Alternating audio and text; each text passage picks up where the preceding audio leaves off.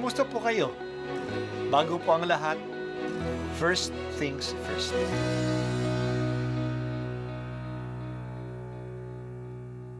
Good morning po. Sinisimulan po natin ngayon ang first things first.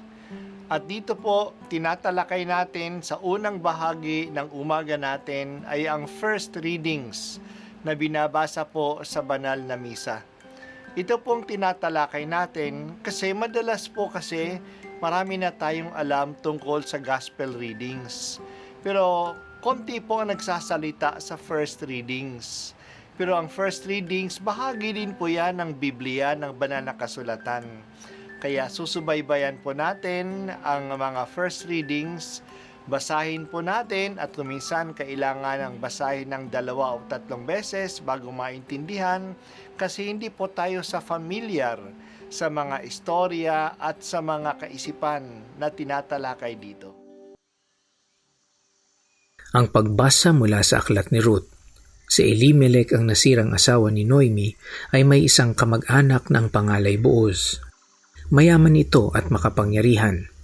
Isang araw, sinabi ni Ruth kay Noemi, "Pupunta po ako sa bukid at mamumulot ng mga uhay na naiiwan ng mga gumagapas. Doon ako sa may likuran ng sinumang papayag." Sumagot si Noemi, "Ikaw ang bahala, anak." Kaya't si Ruth ay nagtungo sa bukid at namulot ng mga uhay, kasunod ng mga gumagapas. Ang napuntahan niya ay bukid ni Booz. Nilapitan ni Booz si Ruth at kinausap, "Anak, huwag ka nang pupunta sa ibang bukid. Dito ka na lamang mamulot kasama ng aking mga manggagawang babae. Tingnan mo kung saan sila gumagapas at sumunod ka. Sinabi ko na sa mga tauhan ko na huwag kang babawalan." Yumukod si Ruth bilang pagbibigay galang at ang wika, "Napakabuti ninyo sa akin, gayong ako'y dayuhan lamang." Sumugot si Booz, "Nabalitaan ko ang lahat ng ginawa mo sa iyong biyenan mula nang mamatay ang iyong asawa. Alam ko ring iniwan mo ang iyong mga magulang at sariling bayan upang makipamayan sa isang lugar na wala kang kakilala." Napangasawa ni Booz si Ruth at iniuwi sa kanyang tahanan. Sa kapanahunan, pinagkalooban sila ng Panginoon ng isang anak na lalaki. Si Noemi ay binati ng kababaihan. "Purihin ang Panginoon, binigyan kanya sa araw na ito ng isang apo, nakakalinga sa iyo. Maging tanyag nawa sa Israel ang bata. Maghatid nawa siya ng kaaliwan sa puso mo at maging gabay sa iyong katandaan.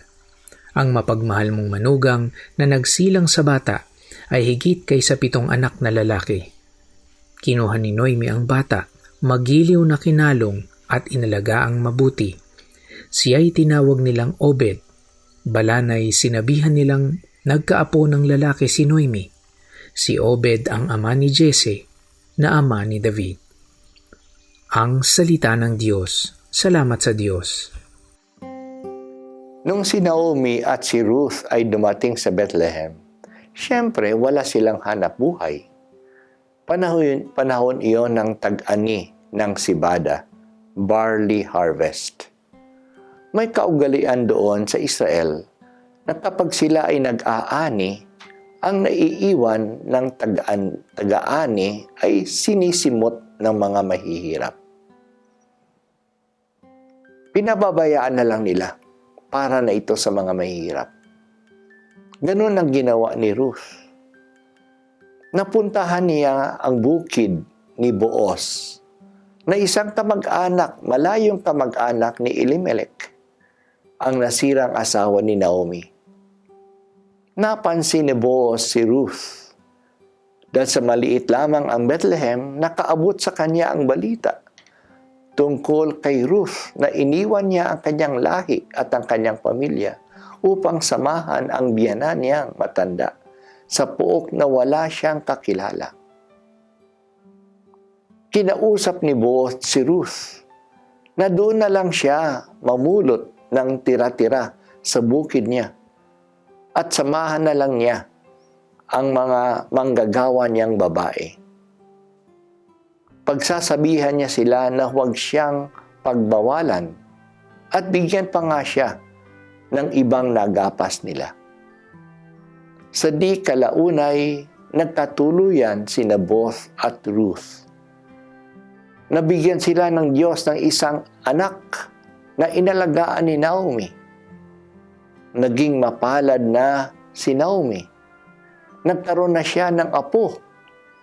Ang anak ni na Ruth at Boaz ay si Obed, na siya namang ama ni Hese, na siya namang ama ng naging hari ng Israel na si David. Marahil ang maikling aklat ni Ruth ay sinulat sa panahon ni na Ezra at Nehemiah. Pagdating ng mga tao sa pagkatapon sa kanila sa Babylonia, naging maliit na bayan na lang ang mga Hudyo. Natatakot sila na mawala ang kanilang lahi kung makipagsalamuha sila sa mga dayuhan. Kaya iniutos ng eskribang si Ezra at ng gobernador na si Nehemiah na dapat silang mag-asawa lamang sa kapwa Hudyo at hiwalayan nila ang mga asawa nilang dayuhan, mga hindi Hudyo. Naging malupit sila sa mga hindi nila kalahi. Kaya ang aklat ni Ruth ay sinulat bilang babala sa kanila na kahit na ang kanilang pinakadakilang hari ay walang dugong purong Hudyo, siya ay may dugo rin ng dayuhan. May ninuno siyang Moabita, isang dayuhan, at maaari namang maging maganda ang pagsasama ng isang pamilya na mixed race. Angkop din ang aklat na ito sa ating panahon ngayon, na nandyan ang panganib ng tinatawag na ethnocentricity, na nakasentro lang sa isang ethnic group na hinihiwalay ang sarili sa ibang lahi. Sa panahon ng migration, marami ay natatakot sa mga dayuhan. Nakikita nila na ang mga dayuhan ay banta sa kanilang lahi. Kaya inaayawan ang mga Latino, ang mga itim, ang mga Asian sa USA. Inaayawan ang mga Africans, mga Syrians, mga Afghan sa Europa. Inaayawan ng mga Muslim na ang mga Muslim na Rohingyas sa ibang bansa ng Asia.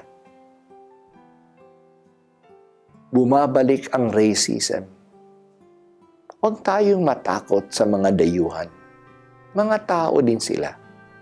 At maaring magsama ang pamala at maaring magsama ng may pagmamahalan ang magkaibang lahi at magkaibang relihiyon.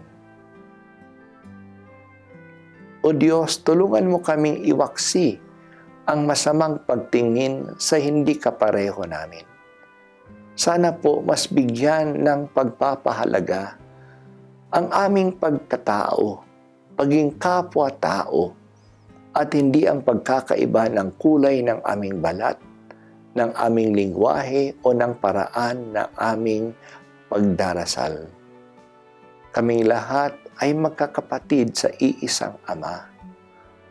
Kaya nga may sinasabi, Siamo fratelli tutti. We are all brothers and sisters. Ito po ang unang pagbasa at ako po ay si Bishop Broderick Pabilio dito sa First Things First.